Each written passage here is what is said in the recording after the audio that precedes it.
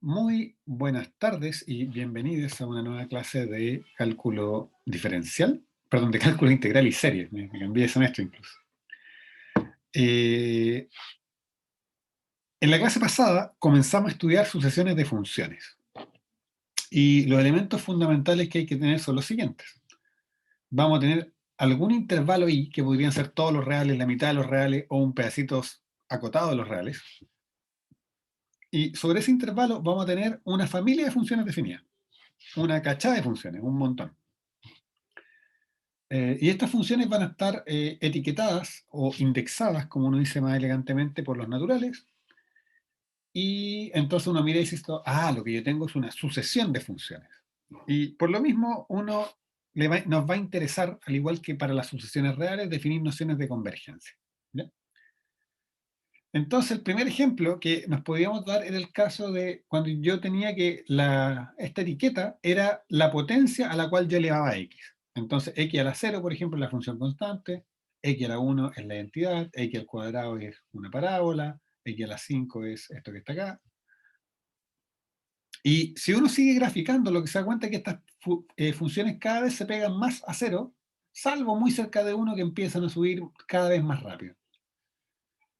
Entonces, con eso en mente, uno define una primera noción de convergencia, que es la noción de convergencia puntual, y básicamente vamos a decir que una función f, una asociación fn converge a f puntualmente en un intervalo, si para cada elemento del intervalo la sucesión de las imágenes fn de x converge al elemento f de x. Entonces, por ejemplo, la función que tenemos acá, esta xn, converge puntualmente a una función que vale 0 en todos lados y que vale 1 en 1. ¿Ok? Bien. Después de eso, dijimos que esa noción de convergencia no era tan buena, y no era tan buena porque, por ejemplo, nos podíamos dar un ejemplo, nos podíamos dar una sucesión donde la integral de las funciones, o sea, el área, era constante igual a un medio, y eso convergía hacia una función que era casi cero en casi todas partes, y por lo tanto la integral era cero. ¿Sí? De hecho, convergía a cero en todas partes, entonces tenía integral cero. Entonces uno veía que la integral del límite no era igual al límite de las integrales, y por lo mismo, y eso pasaba porque esa convergencia era, era puntual, yo decía que es una noción muy débil, y así se introduce la noción de convergencia uniforme. ¿Y qué es lo que dice? Dice, mira, vamos a decir que una asociación converge uniformemente a f en un intervalo i, si cuando yo comparo fn con x, pero la comparo en todo el intervalo al mismo tiempo. Entonces, ¿cómo yo comparo fn con x en todo el intervalo al mismo tiempo? Diciendo, mira, voy a ver la distancia más grande que hay entre esos dos f de n de x y f de x en el intervalo, y quiero que esa distancia más grande se vaya a cero. Cuando eso ocurra, vamos a decir que la sucesión converge uniformemente a cero. Nosotros vimos un ejemplo particular, ¿cierto? Nuestro ejemplo de esto fue gn de x igual x a la n por 1 menos x a la n. Y nosotros vimos que esto convergía uniformemente a la función 0 en 0,1. ¿Sí? Eso hicimos el cálculo, calculamos el supremo, aquí se podía calcular y todo. Y cerramos la clase pasada probando un teorema que yo les decía que era bastante fácil de probar, la demostración era muy sencilla, sin embargo es muy relevante porque nos dice qué cosa, nos dice que si una sucesión converge uniformemente a una función, entonces también lo hace de manera puntual. Entonces, ¿cuál es la gracia de eso? La gracia de eso, yo puedo hacer la contrarrecíproca. Yo puedo decir, bueno, estoy diciendo que fn converge uniforme implica fn converge puntual. Así que la contrarrecíproca es si fn no converge puntualmente a f, tampoco lo va a hacer de manera uniforme. ¿Sí? Y eso me dice que el único candidato de límite uniforme de una sucesión de funciones es su límite puntual. Pero ojo, candidato podría no serlo. Podría pasar que cuando yo encuentro mi candidato y después veo si se va también uniformemente la convergencia, uno termine concluyendo que no. Pero esta proposición nos dice que el único candidato es el límite puntual. Entonces nos sugiere una metodología de trabajo. Porque ¿qué es lo que ocurre? Que como suele ocurrir con la convergencia, la convergencia, uno dice, mira, una sucesión de funciones converge uniformemente a su límite, o sea, tengo que conocer el límite si satisface una condición. Pero si yo no conozco el límite de antemano, ¿cómo yo chequeo que se satisfaga la condición? Bueno, lo que nos dice esto es, usted va a tener el candidato que es el límite puntual, y el límite puntual uno lo sabe calcular porque es límite de sucesiones reales, y una vez que uno tiene ese candidato, le hace esta prueba. Le pregunta, ¿es cierto que el supremo de las distancias sea cero? Si la respuesta es sí, es perfecto, ese candidato es el límite uniforme. Si la respuesta es no, entonces perfecto, esta sucesión no tiene límite uniforme, porque el único que podría haber sido, no lo es. Bien, y ahora vamos a continuar con la clase de hoy. ¿Qué es lo que vamos hoy día? Hoy día vamos a ver tres resultados fundamentales de la teoría de funciones. Tres, yo diría, teoremazos. El primero de ellos es que si yo tengo una sucesión de funciones fn que converge uniformemente a una función f, y cada una de las fn es continua, entonces f también es continua. Esto es maravilloso porque fíjense que nos está diciendo de que la continuidad, el límite uniforme la hereda.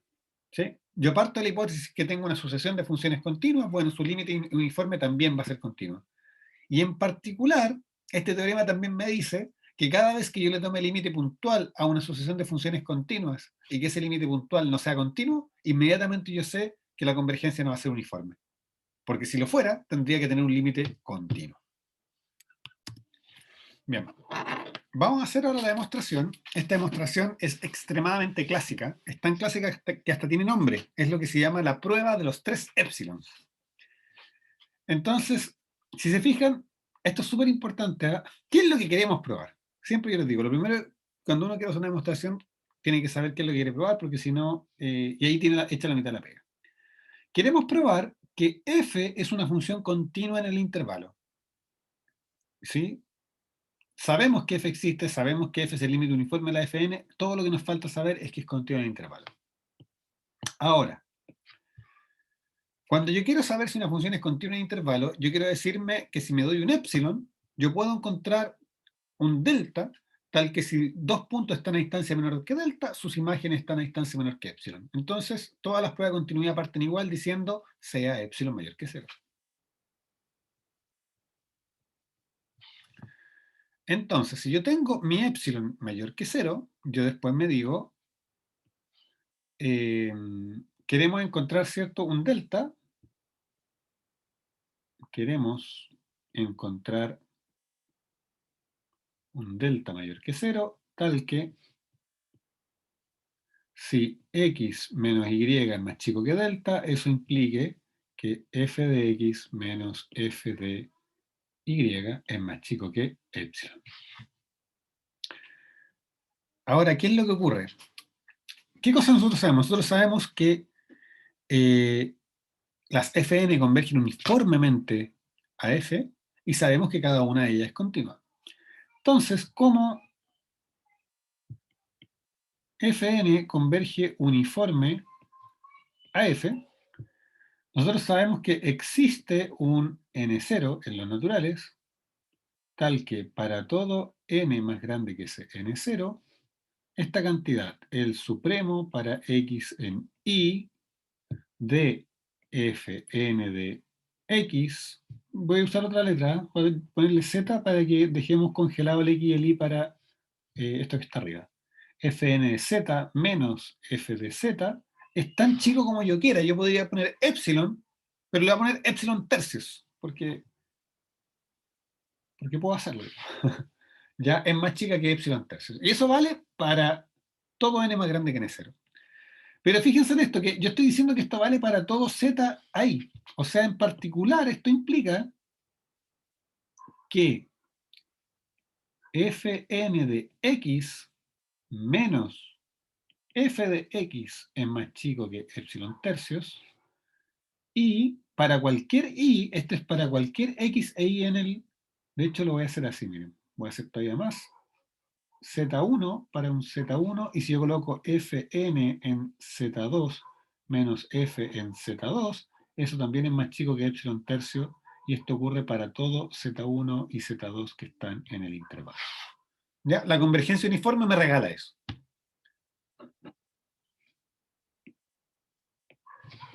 Ahora, además, Fn es continua. Y eso implica, ¿cierto?, que existe un delta, ojo con algo, sea epsilon mayor que 0, y antes que eso tenemos que fijar un x en el intervalo, pues estamos probando la continuidad en un x. ¿Ya? El x está fijo del principio, por eso no quería usar la etiqueta, pero no lo había notado. Entonces tengo un x fijo y tengo mi epsilon.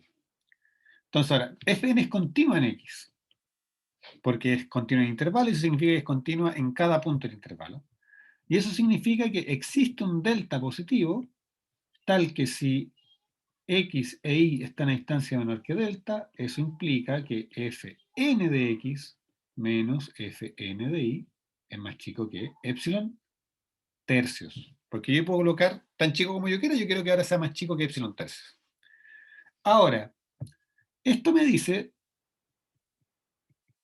no, mejor, por lo tanto, ¿ya? ¿Qué va a pasar? Si yo comparo f en x, el x que tengo fijo, menos f en y, ¿para cuál y? Para lo y que está en la distancia de x más chica que delta, o sea, para estos mismos. Fíjense lo que ocurre. Esto es igual a f de x menos fn de x más fn de x menos fn de y más fn de y menos f de y. ¿Qué fue lo que hice? Simplemente sumé y resté eso y sumé y resté eso. Pero por desigualdad triangular, esto es más chico que f de x menos fn de x más fn de x menos fn de y más fn de y menos f de y. ¿Y qué es lo que ocurre? Fíjense bien. Si aquí, en vez de tomar un Z1 y Z2 cualquiera, yo tomo Z1 igual a X y Z2 igual a Y, tengo que cada uno de ellos es más chico que epsilon tercios. Entonces, a esto le vamos a llamar, o sea, esto que está acá es más chico que epsilon tercios, esto es más chico que epsilon tercios, pero además resulta que dijimos que Fn era continua en X, y que si yo escogía el Y a distancia más chica que delta, entonces esa distancia también era más chica que epsilon tercio. Esto también es más chico que epsilon tercio. Moraleja, todo esto es más chico que epsilon tercio más epsilon tercios más epsilon tercios, o sea, epsilon. Y por eso son 1, 2, 3 epsilon. ¿Ok? En resumen, fíjense bien, hemos encontrado que para un x fijo y para un epsilon fijo, si yo tomo y menos x más chico que delta, la distancia entre f de x y f de y es más chica que epsilon. O sea, f es continua en x. Era justamente lo que queríamos demostrar. Bien, el siguiente resultado, o los siguientes dos resultados, lo que nos van a mostrar es cuál es la relación que existe entre las operaciones de derivar e integrar y tomar límites de sucesiones de funciones. ¿Ya? Entonces, el primer teorema nos dice que si yo tengo una sucesión de funciones f que son integrables y que convergen uniformemente a otra función f también integrable, entonces la integral de f es exactamente igual al límite de la integral de la fn. ¿Ok? Ojo, que nosotros ya vimos que si tengo solamente convergencia puntual, esto no es cierto. Ya me voy a permitir volver eso antes de la demostración. Antes un ejemplo lo voy a colocar mejor. Antes un ejemplo. Y lo voy a hacer con bonito. ¿Eh? Nosotros estudiamos la clase pasada esta sucesión de funciones. Acá está 0, acá está 1 partido por 2n, acá está 1 partido por n y acá está 1. Y yo puedo tomar esa asociación de funciones, que acá toma el valor n. Esto va a ser Fn, y uno demuestra que Fn converge a 0 puntualmente.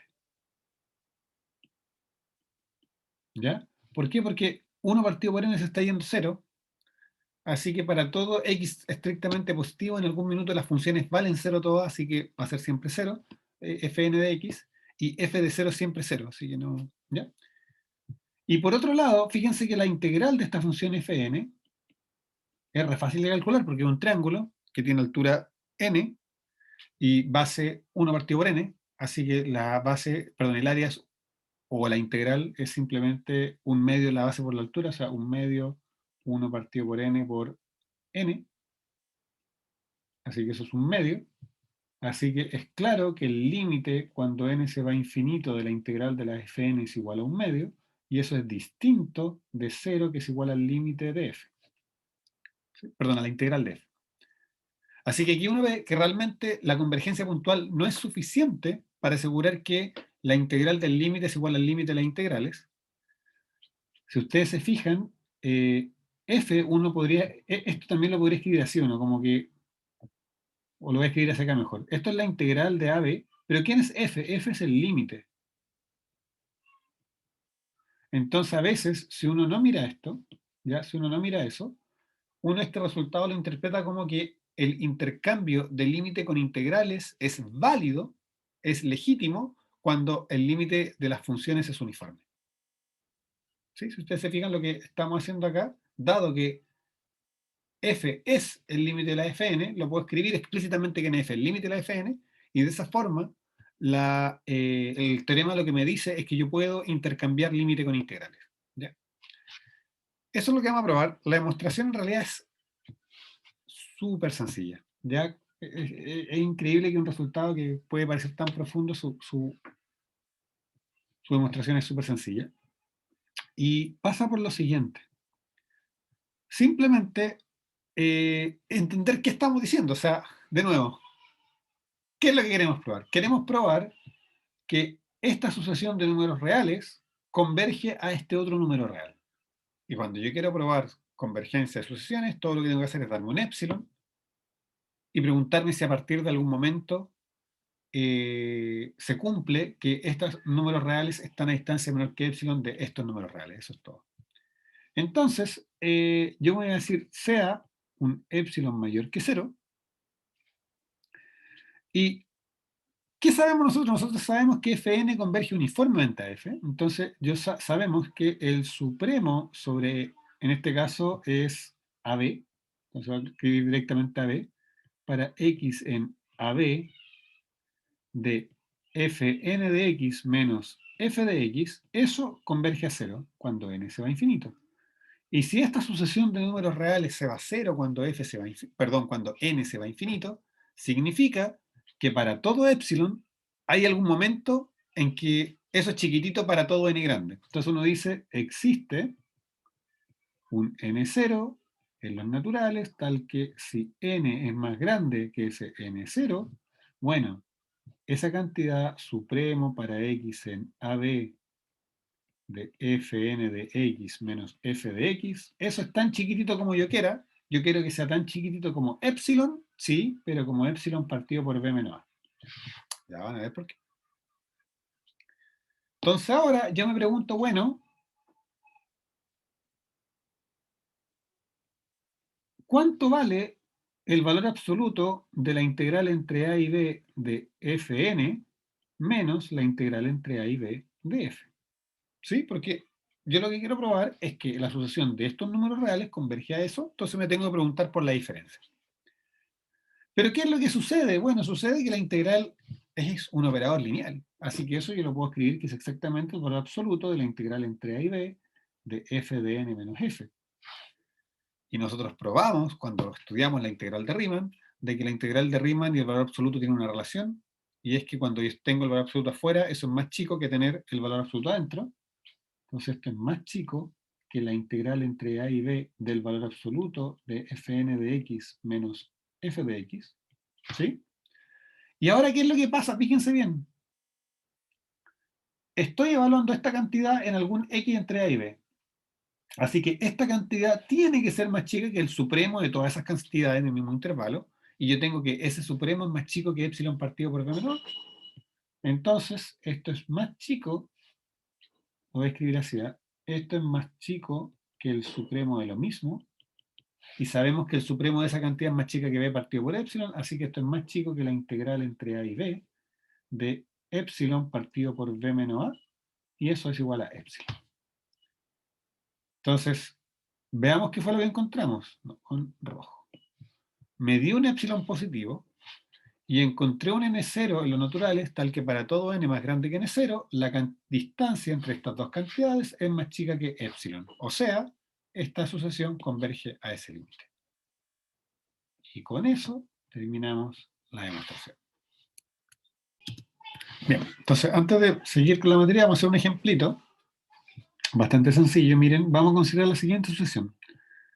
Sea fn una sucesión una función que la voy a dibujar con un monito. Acá está el 0, acá está el 1, y acá en el 1 medio toma el valor 1 partido por n. ¿Ok? Y es lineal entre esos dos. Es como una carpita de 1 partido por n. Esa función, si yo la quiero escribir con una fórmula, voy a tener que fn de x va a ser igual.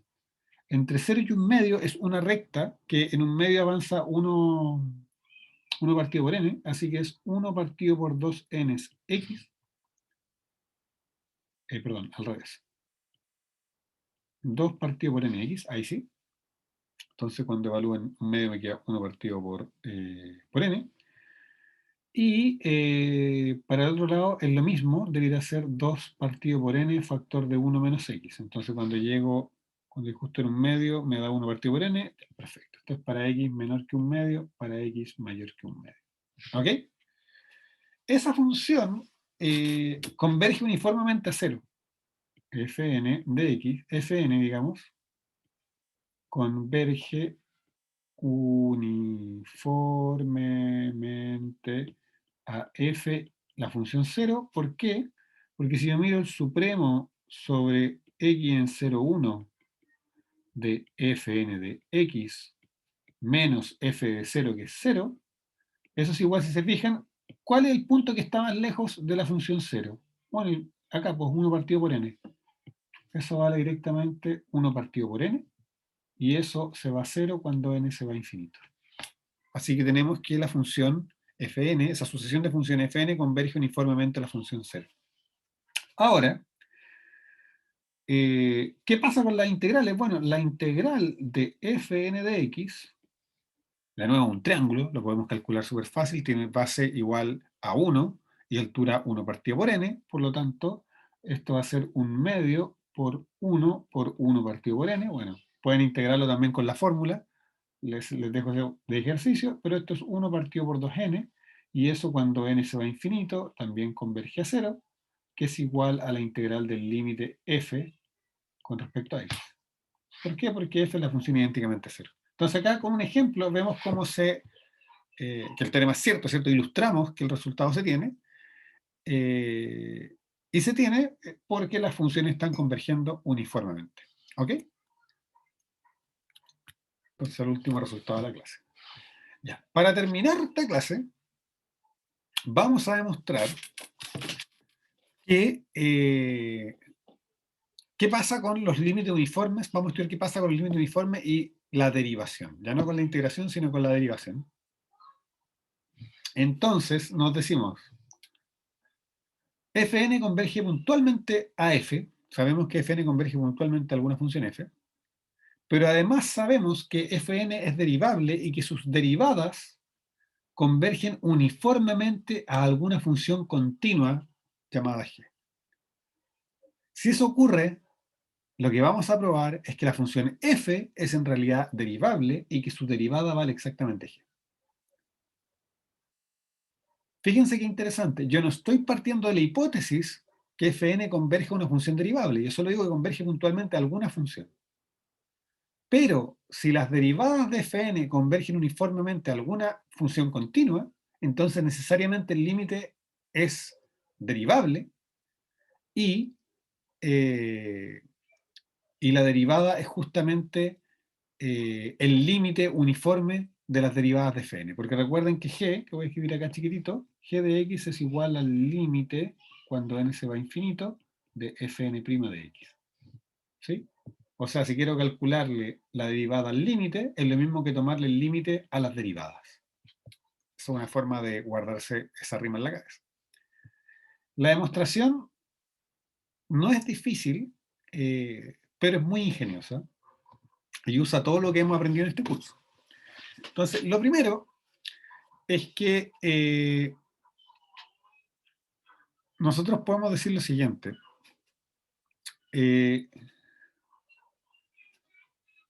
Fn es una primitiva de Fn', ¿sí? Por definición. Y como Fn es una primitiva de Fn', podemos escribir esto. Fn de x menos Fn de a para algún a en el intervalo cualquiera, da lo mismo, eso que está ahí, se puede escribir como la integral entre a y x, ¿cierto? Entonces digamos una a en y que sea menor que x, de Fn' de y con respecto a y. ¿Ya? Es interesante, fíjense, no estamos diciendo que Fn sea de clase C1, no estoy diciendo que Fn' es continua, no. Estoy diciendo, mire, Fn es una función diferenciable, nada más. Pero con eso estoy diciendo que Fn es primitiva de Fn' y el primer teorema fundamental del cálculo nos decía que para las primitivas se satisface esta condición. ¿Qué ocurre ahora? ¿Cuál es el siguiente paso? Bueno, ¿qué pasa si yo tomo el límite cuando n se va a infinito a estas tres cantidades? A la izquierda, fíjense que tengo esto, y esas dos sucesiones, como sucesiones reales, ambas tienen límite, porque yo sé que Fn converge puntualmente. Así que por álgebra de límites, el límite de la diferencia es la diferencia de los límites, entonces esto implica, de acá paso a que f de x menos f de a es igual al límite cuando n se va a infinito de la integral entre a y x de Fn' de y.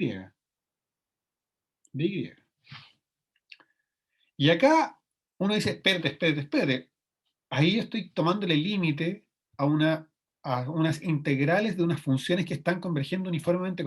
Convergiendo uniformemente. Eso es lo que me dice la hipótesis. Fn' converge uniformemente.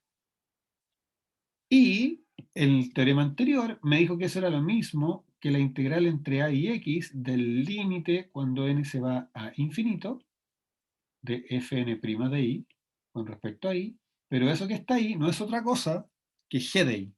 O sea, esto es igual a la integral entre a y x de g de y con respecto a y. Pero, ¿qué sé yo de g? No solo sé que g es el límite uniforme, sino que también sé que es una función continua. O sea, estoy diciendo que f es la primitiva de una función continua, y yo sé que las funciones continuas producen primitivas derivables. Entonces, en el minuto que yo puedo escribir este incremento de f como esta integral, estoy diciendo que f es derivable, y por el teorema fundamental del cálculo, su derivada es igual a g. Entonces, esto implica f derivable y f' igual a g. Entonces, está entretenido, ¿eh? Porque si nos vamos al ejemplo anterior, no lo podemos aplicar porque ahí Fn no es derivable. Así que no. No. Pero bueno, eso. Demostrado el teorema. ¿Sí? Para terminar la clase, les dejo propuestos estudiar estas sucesiones que fueron las que ya estudiamos en las secciones anteriores. La idea es que, por ejemplo, calculen la integral de cada una y vean si la integral converge o no a la integral del límite puntual. ¿Sí? Todas estas tenían el límite puntual que calculamos. Y que reflexionen un poco, porque puede ser que que sí converjan en la función del límite puntual, a pesar de que no hay convergencia uniforme. Nosotros vimos que ninguna de estas convergía uniformemente, y si no lo vimos, quedó de ejercicio, así que revísenlo. Y vean también qué pasa con las derivadas, y en el fondo vean dónde pueden aplicar y dónde no pueden aplicar los teoremas que acabamos de estudiar, y ver si donde no los pueden aplicar se cumplen o no. ¿Sí? Y en qué sentido se cumplen. Puede ser que, por ejemplo, el de las derivadas se cumpla, pero tal vez en todos lados salvo en un punto, qué sé yo. ¿Ya? Entonces, en el fondo, pueden revisar eso. Le aviso al tiro que cuando traten de calcular esta integral, es una integral, eh, no me acuerdo cuál es el nombre que uno le da en este minuto, pero lo que quiero decir es que uno no la puede sacar a mano, pero es una fórmula conocida, ¿ya? La pueden buscar ahí en internet y con eso pueden terminar el ejercicio igual, ¿ya? De hecho, quizás la pueden calcular por recurrencia en realidad, yo creo que eso es mejor. Traten de calcularla por recurrencia y les debería dar algo relacionado con factoriales. Bien, y con eso terminamos nuestra clase de hoy. Con esto, en la próxima clase vamos a empezar a estudiar en profundidad series de potencias, que es la última sección de este curso. Muchas gracias por venir. Hasta la próxima clase.